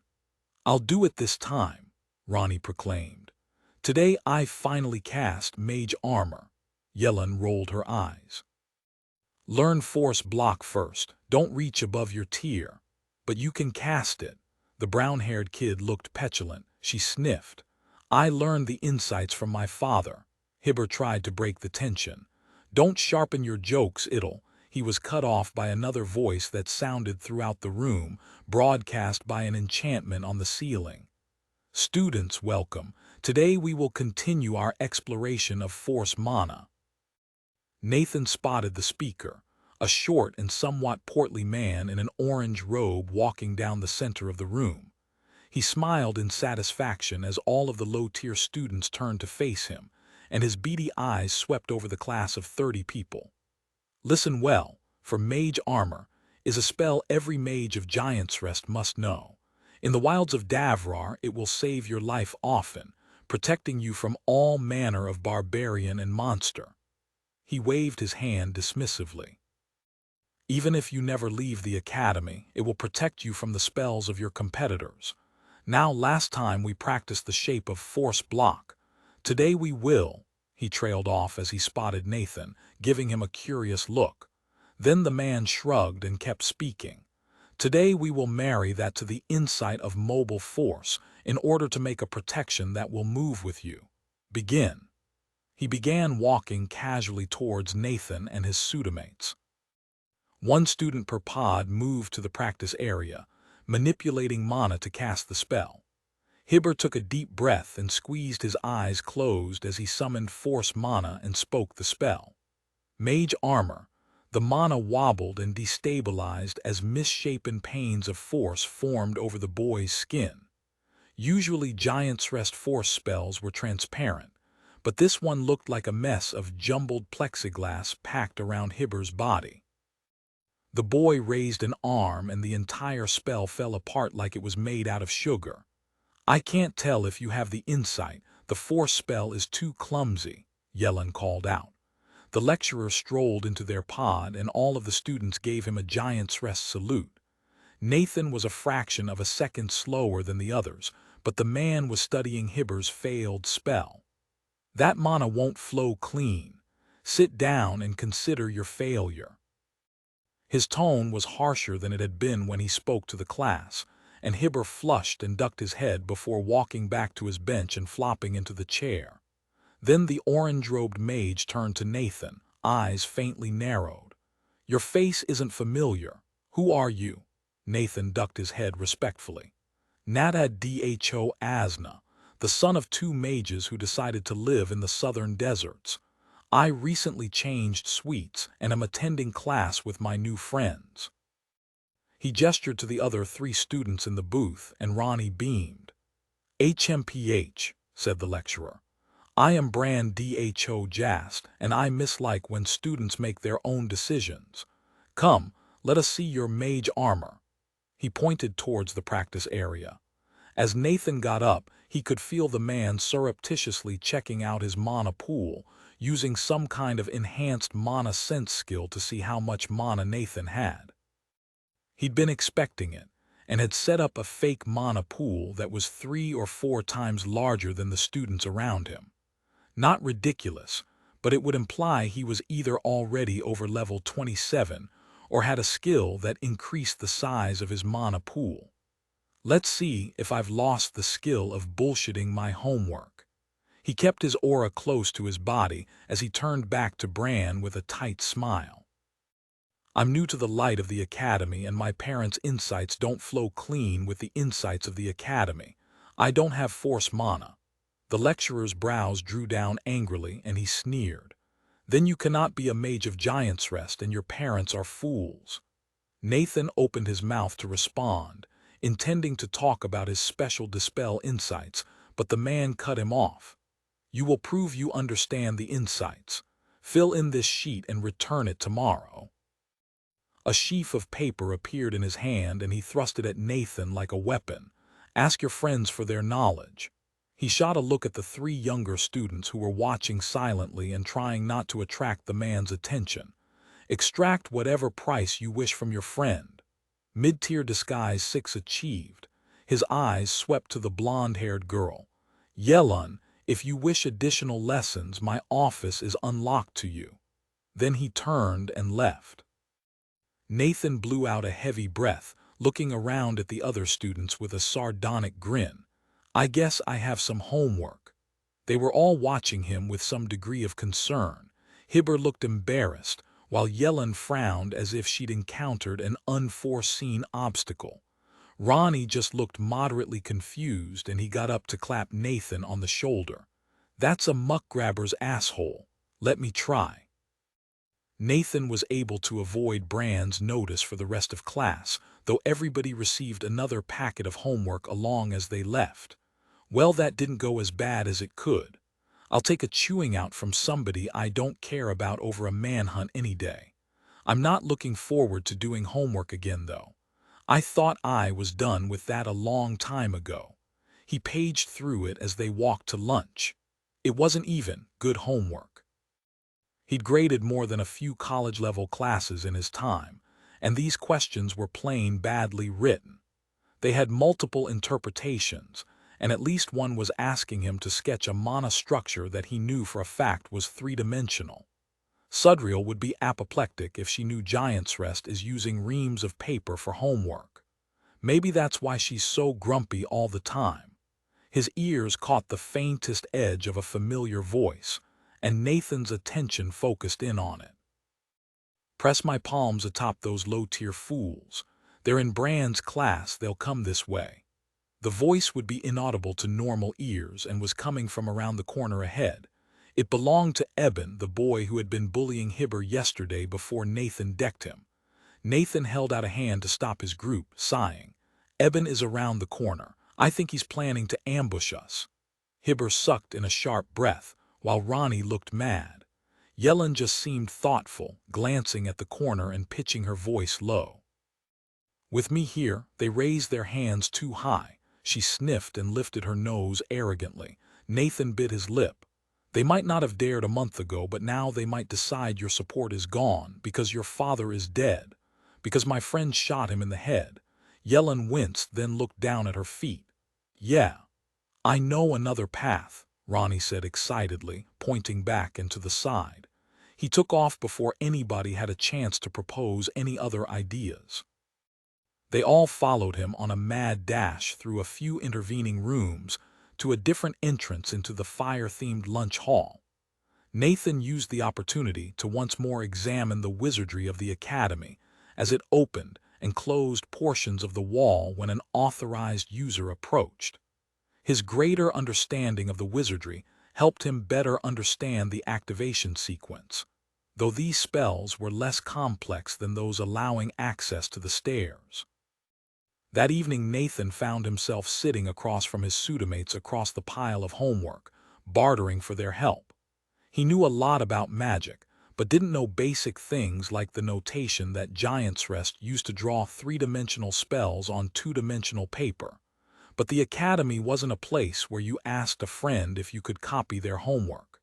You traded favors for it, and the students across from him wanted to get the best deal they could get. This is dumb. I'm trying to assassinate these teachers, not turn in their homework. Maybe I should consider killing Brand so I have more time to explore. I doubt it's a good idea, but the man seems like a piece of work." He sighed, resigning himself to doing the damn homework. It was a great way to establish his cover and buy himself more time to figure out the academy. He looked up to his pseudomates. "I can't give away much about the Dispel insight, but I've got a few other ones that might be useful," Nathan said, speaking carefully. He didn't have a problem giving them some basic insights into fire mana or something, but he wasn't about to teach them how light or electricity worked. Besides, those would be obvious non-Giant's Rest insights. I need to keep this to stuff that would be reasonable to originate from here. Ronnie and Hibber nodded, eager for whatever dribbles of knowledge Nathan would share that would give them a leg up on their peers. But they didn't speak, instead looking to the third person on their side of the negotiation. Yellen shook her head. "I want a demonstration of the Dispel, and then one question answered about it.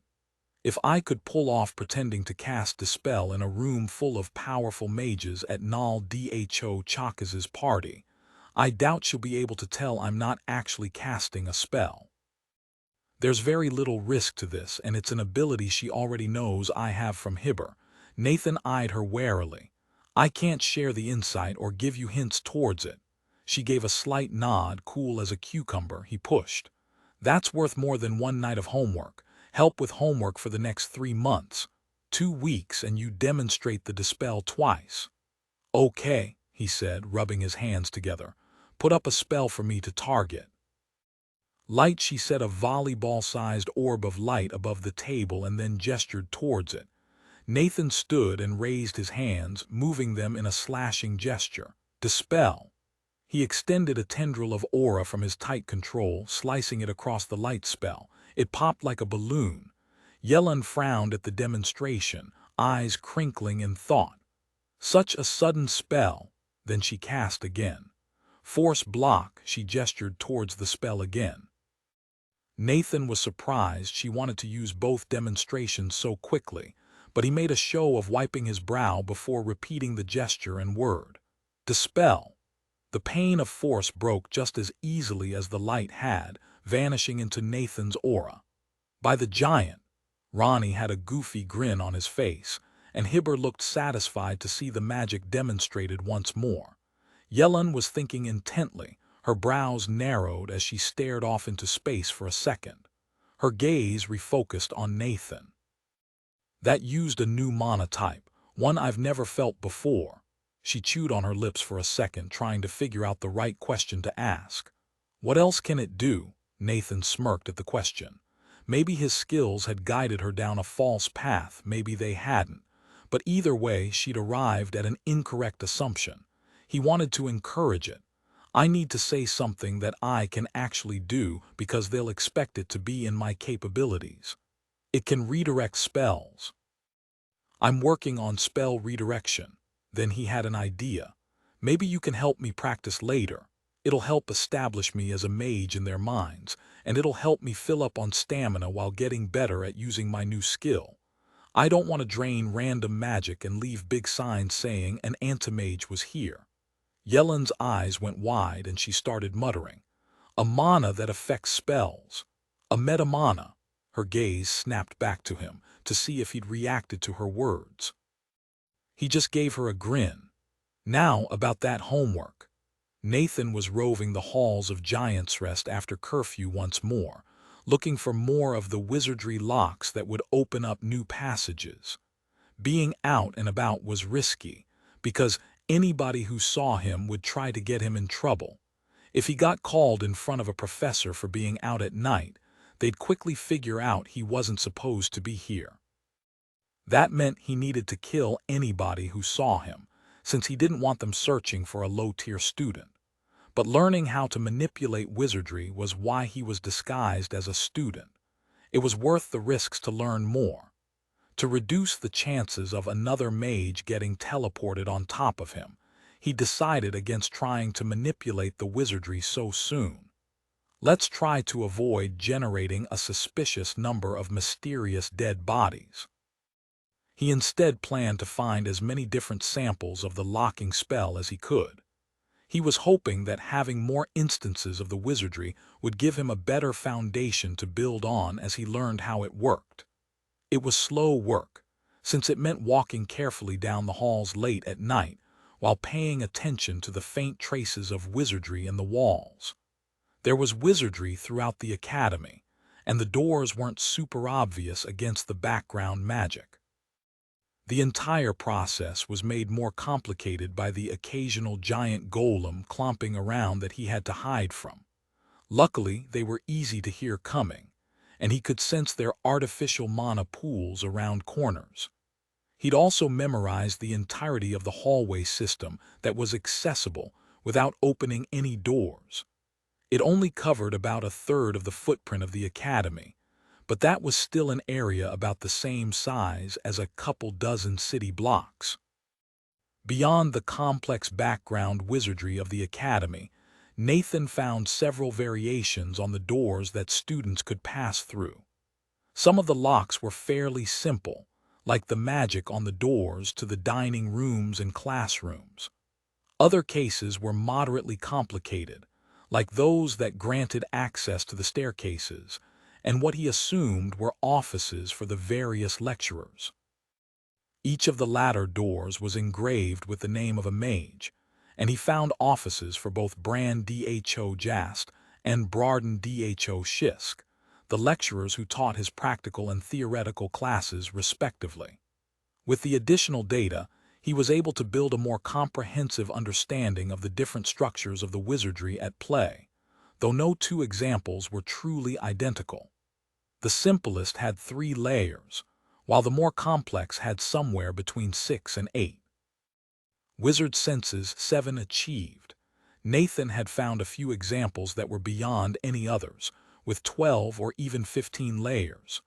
The 15-layer one seemed to block off a wide corridor leading away from a grand hall. I wonder if it goes to a giant elevator that goes straight to the top. Maybe. But that's beyond me for now. He had ensured that none of the golems were nearby before examining that lock, trying to get a full sense of the structure of each layer. Then a voice spoke from the side, making Nathan jump a few feet into the air with surprise.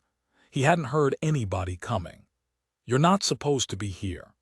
Nathan's head whipped around to face the new arrival, finding a slight man dressed in finely tailored purple robes that marked him as a high-tier student. He looked curious, stroking his carefully trimmed goatee as he examined Nathan. His feet hovered a few inches above the ground in a weird fly spell that blended in with the temperature control magic of the academy. He couldn't have been older than 30, but the man was obviously trying to cultivate an air of superiority. He arched an eyebrow at Nathan. What occurs? Why is a low-tier student roaming the halls of the academy at night, examining entrances they cannot open? He floated a little bit closer to Nathan and a little bit higher, tilting his head and giving Nathan a second to reply. "I don't want to kill him if I can avoid it." Nathan furrowed his brows, trying to come up with an excuse about how he was just trying to figure out how the academy worked. He opened his mouth, but the other man cut him off with a wave of the hand. "I don't care. Now, offer me a weighty bribe or I will call down the enforcement mages and you will be disciplined." He swooped down, sticking his face in front of Nathan's. "Well, give me an insight or secret worth the prophecy of death I hold in my palm." Nathan didn't want to leave a trail of bodies behind on his nightly excursions. It would attract attention that he wasn't looking for. He should see if he could escape this without killing. Besides, I doubt he's supposed to be here either. I might be able to call his bluff and get through this just fine, without leaving another suspicious body lying around. He dipped his head slightly without taking his eyes off the other man and gave a giant's rest salute. "I know of no insights that would be worthy of a mage of your power, but if you would..." The other man sighed heavily and rolled his eyes, speaking over Nathan. "Slave-born scum. Well, then I'll claim my debt later. I will just need to embed some commands." He waved his hands idly. Paralysis, the spell slid off Nathan without effect, and the man jerked in surprise. "What are you?" He reacted quickly, shooting up and away from Nathan as fast as his magic could take him. Damn. No choice. Nathan unleashed his aura on the mage. It struck forward like a whip, destroying all of the spellwork in its path. The mage armor and fly spells vanished, and the man's words vanished in a squawk as the magic propelling him cut out. He arced up a short distance, his existing velocity sufficient to send him another 10 feet up. Then he fell 40 feet, landing headfirst on the marble floor with a scream and a crunch. Well, maybe it'll look like he lost control of his fly spell. That's basically what happened. Magekiller has leveled to 159. You have killed Rilrar Dho Magode, a high-tier student of Giant's Rest. Void of Magic has leveled to 316. You have killed a high-tier student of Giant's Rest inside the Ascendant Academy. Chapter 23, Hunting Shadows. Nathan checked the academy around him, watching to see how it responded to a death. Last time there'd been no immediate reaction, but he hadn't stuck around long enough to see if it just took a little while. After 30 seconds, there was still nothing. The wizardry's focus on the student just drifted away in the moments after the man died, like it had stopped paying attention. That's convenient. Makes me wonder if Giant's Rest has full control over the academy or is just able to whitelist people. He shrugged and walked over to the body, making sure that Rilrar was completely dead. There'd been a notification, but it paid to be sure about these things. Sure enough, the man's skull had been crushed when he hit the ground. Nathan considered trying to take something from the corpse, such as the mage's mark on the man's finger. He decided against it, heading back towards the low-tier residences. Rilrar had been using a strange fly spell, and it was possible his death might be interpreted as an accident. That wouldn't be true if anything was missing from the body. Furthermore, a mage's mark wouldn't do anything for him, since the academy didn't rely on them to identify people. It just tracked them directly. Nathan increased his speed to a run, leaving the hall behind in moments. He dodged a couple of golems on patrol and snuck back into his room, then collapsed on his bed. It took a little while to go to sleep, with him turning over how much more time he'd need before he understood wizardry well enough to actually start climbing the academy. He was making progress, but he wasn't sure if he'd figure out anything worthwhile before his cover got blown. Keep going. It's worth the attempt to learn. The gossip the next morning was spicy, and everyone had a different theory about how Rilrar had died. Nobody seemed to believe it had been an accident, though many of the ideas were even more outlandish than Ronnie's Quasian ghost hypothesis. The brown-haired boy continued to defend that idea, arguing with Yellen about the topic even as she said it was probably just a rivalry pushed too far. As they were heading to class, Nathan overheard somebody at a different table suggesting it could be assassins from Gemor. Luckily, that idea didn't seem to gain much traction. But he did notice that people were moving in larger groups, each clique of students unwilling to get too far away from any others in case they ran into whatever danger was stalking the halls of the Ascendant Academy. Nathan flexed his stealth skills to avoid Bran's eye in the practical lesson, and pretended to struggle with force mana for the benefit of his pseudomates. He handed his homework to the lecturer on the way out the door. The pudgy man flipped through it right there and then, beady eyes glowering down at the correct answers. He paused on the force weave drawing, then snapped the sheaf closed. Work on your drawing skills. The insight is there, but it looks like a splintered spell.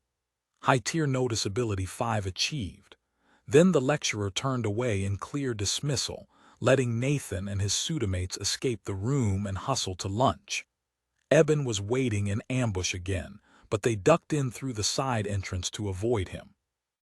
The surly white-robed student came in half an hour later, spotting them at the table. He looked over angrily but didn't approach. Everybody let out a relieved sigh. The lecture class in the afternoon started out strangely. The lecturer was still Brawden Dho Shisk, the ruddy-faced man who could make the insight behind a fireball boring. But this time he entered the room with uncommon energy, standing behind the podium instead of sitting as he usually did. The Ascendant Academy has lost a hand of the giant. Rilrar Dho Magode was a wonderful mage. He paused to sniffle slightly. I sponsored him to high tier and hoped he would grasp the title of lecturer. He was brilliant beyond words and developed a novel fly insight that should have seen him raised to archmage. The lecturer scanned the room, a tangible sadness in his eyes. But now that insight is gone, for it was never shared. Mourn, all of you. A brilliant work of magic has been lost today, and know that proper weight is being given to the investigation of his death. I'd give his value at about 12 levels. That was kind of a lot for a high-tier student. I wonder what that investigation is gonna look like. I didn't leave a lot of clues. Nathan blinked at the line of thought. He'd been totally justified in killing Rilrar, since the man had tried to mess with Nathan's mind and would have exposed him regardless. But it was a bad habit to start thinking of people as sources of levels. That was the kind of thing that could lead to Kia hunting him down later. After the surprisingly emotional eulogy, the lecture resumed its normal monotony. Given his late-night antics, Nathan had to use perfected body to keep himself awake. This time Brawden assigned homework, casting force fingers to distribute the papers to every student in the class. That evening, Nathan noticed that his original robe had been mended and cleaned. It was the one that Phelan had given him, which had been damaged when he busted into the academy. More importantly, it had been stained with the enforcement mage's blood when Nathan had put a fist through his face. Nathan stepped out into the main living space, shooting a quick look at the old slave who was heating up a few snacks for them. He still didn't know her name. She hadn't paid him any special attention today, but after cleaning blood from the sleeve of his robe, she had to suspect something. He resolved to keep an eye out and join the other students as they bent over their homework. That night, Nathan departed once again. He intended to make this a shorter trip, mostly to reduce the risk he killed somebody else. 2 deaths in a row were suspicious and worth investigating, but 3 would definitely trigger a response. I wonder if they know it's an assassin, or specifically me. Badud might suspect, but he hasn't done anything about it so far as I've seen except increasing the patrols. I need to be careful of those tonight. Nathan's next goal was to open the simplest non-residential door he could find, which led to the dining room where they had breakfast. It was a 3-layer spell, and Nathan thought it would be a good next step. His real goal was learning to manipulate the wizardry without triggering the alarm. If he wasn't worried about mages teleporting in, it would be a lot faster and easier to experiment with the magic and learn more about wizardry. My skills are helping a lot here. I've got anti-magic stealth and wizard's intuition that are making it a lot easier to mess with things without setting off alarms. But the real goal is to improve denial of wizardry. It's letting me interact with the wizardry and interfacing with spell redirection so I can actually manipulate it.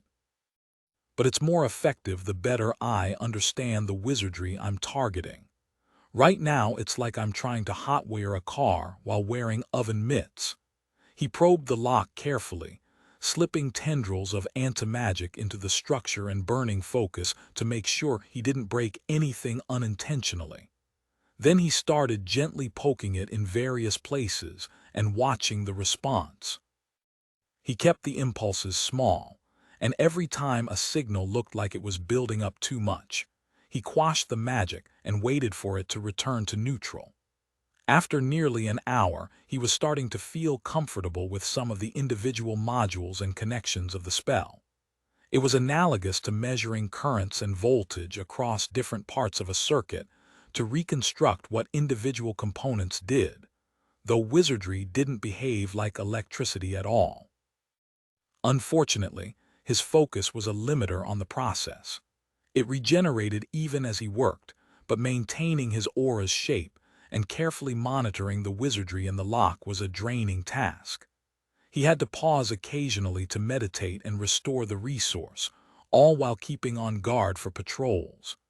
Nathan had just finished infiltrating his aura back into the lock when he heard the stomp of an approaching golem. He had seconds before the construct rounded the corner and spotted him. He could hide from the magic of the academy, but the golems had actual physical eyes. Not only was he not on whatever whitelist Giant's Rest had, there was also a nighttime curfew throughout the academy. The problem was that his aura was still extended into the wall. If he ripped it out, he'd mangle the door that led into the dining hall, setting off alarms and potentially busting the entrance in a way that screamed, "An anti-mage was here." He looked around the bare corridor frantically before leaping into the air, teeth clenched as his aura fed out behind him. He got over the lip of the cornice along the wall and flattened himself to the vaulted ceiling 50 feet in the air. He was half exposed to the corridor below, but didn't have the time to do anything else. His aura was still stuck in the wall far below, and the distance made it hard to maintain the complex shape. He slowly started disentangling his power from the wall, but it was like carefully manipulating a heavy weight with outstretched arms. Mid-tier aura manipulation 8 achieved. The golem stomped down the hall below him, and Nathan yanked the last of his aura out of the wall and retracted it with a quiet sigh of relief. Then he turned his attention to the 15-foot-tall statue below, using the opportunity to study it closely. It moved with greater fluidity than the giant's rest golems he'd seen outside of the academy, and wizardry was incorporated into its structure to make an artificial mana pool. The giant statue kept its gaze low, not looking up at any point. He caught a faint thread of wizardry coming off the golem, stretching into the walls and connecting to the magic that flowed through the academy. It wasn't anything substantial, more of a data connection than anything capable of transmitting power. But it seemed to be how the golem stayed in touch with the greater magic of the academy. Wizard Senses 8 achieved. I wonder if I could snip that cord and then fight it. It's obviously tougher than any golem I've fought before, and it would be good to know that I could beat it. But there's no need to take the risk right now. Nathan sighed as the golem turned the corner, lowering himself back to the ground. But before he did, he noticed something strange. The vaulted ceiling was painted with a colorful fresco, and the area he'd been hiding was blank. There also seemed to be a slight indent where he'd pushed himself against the surface. He stared at the spot for a moment, then retreated a few steps in midair and watched the bleached section. The color slowly returned and the surface smoothed out, accompanied by a faintest tinge of wizardry. He poked a portion of the wall with a dense tendril of antimagic and saw the color drain away. Now that he was paying attention, he could see the material of the school itself dissolving as he absorbed the local wizardry. He dropped back to the ground and repeated the process with a column nearby. Nothing seemed to happen, so he made the aura more concentrated and kept at it for a few minutes until he saw a tiny divot form in the stone. I guess I understand wizardry well enough to start dissolving portions of the school itself. That's promising, but it's slow as hell. Not really practically useful. I need more practice and more examples to test myself against. He returned to the low-tier student quarters, musing over his discovery and what it meant for his plans. It might be the kind of thing he could use to develop his anti-magic talent.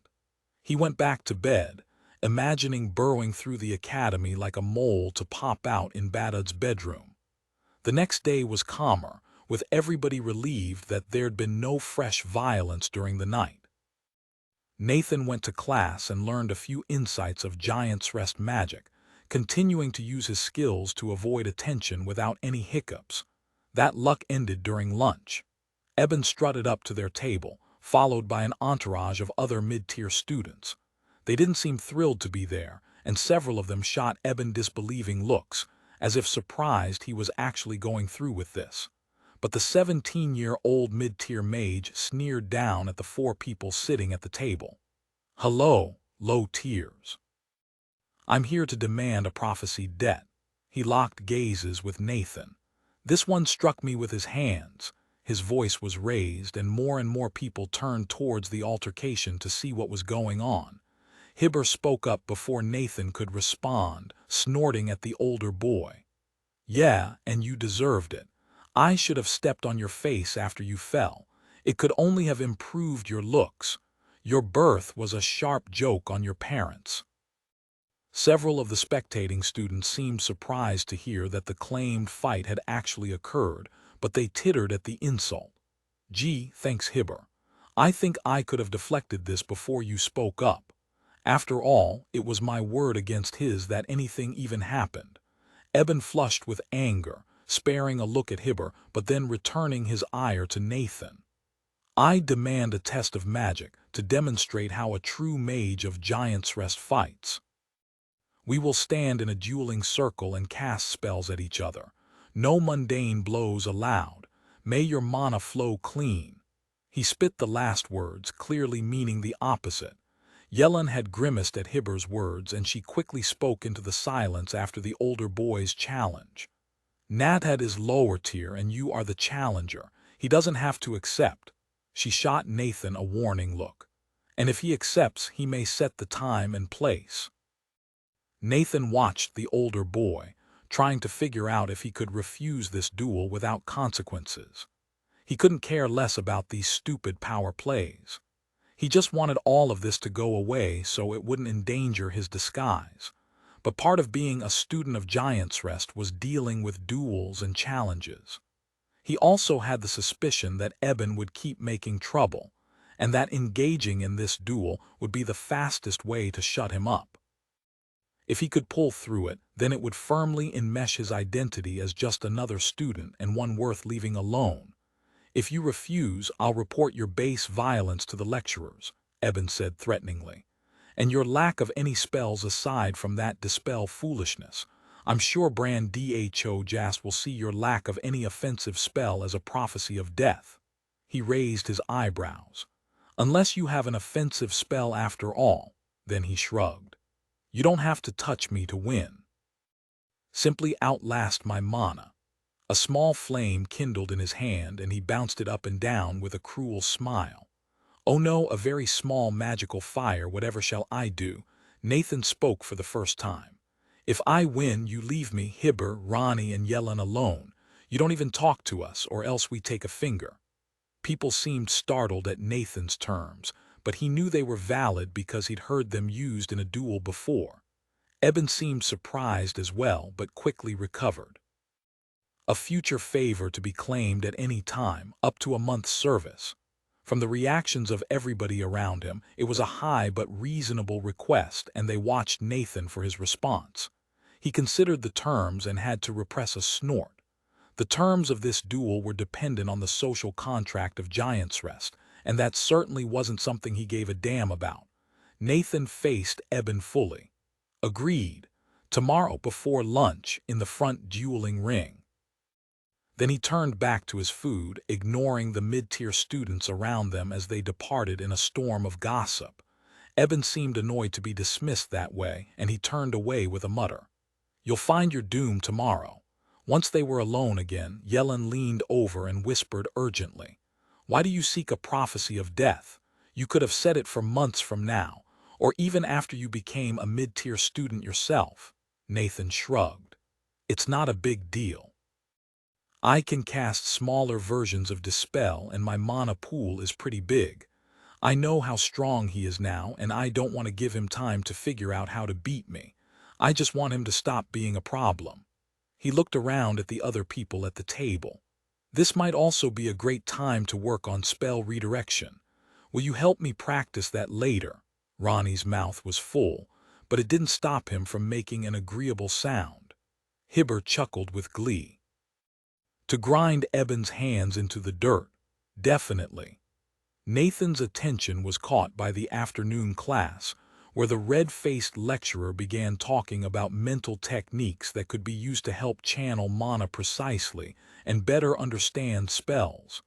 Some of them sounded something like his wizard's intuition, but less powerful. That's not a surprise.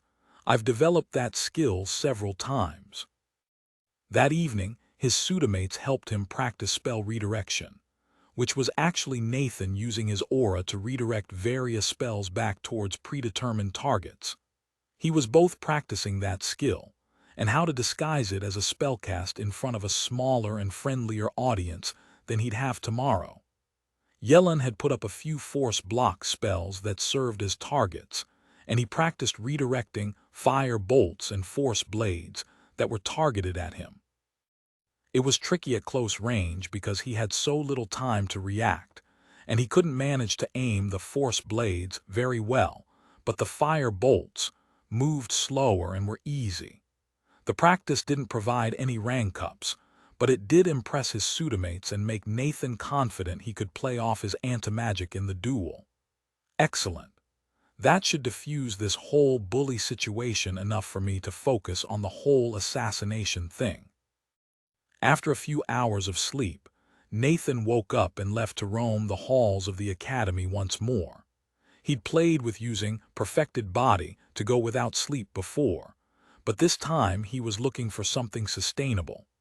He wasn't planning a few sleepless nights, but instead potentially weeks of effort with only a few hours of sleep a night while he maintained his disguise as a hapless student of Giant's Rest. It was a work in progress.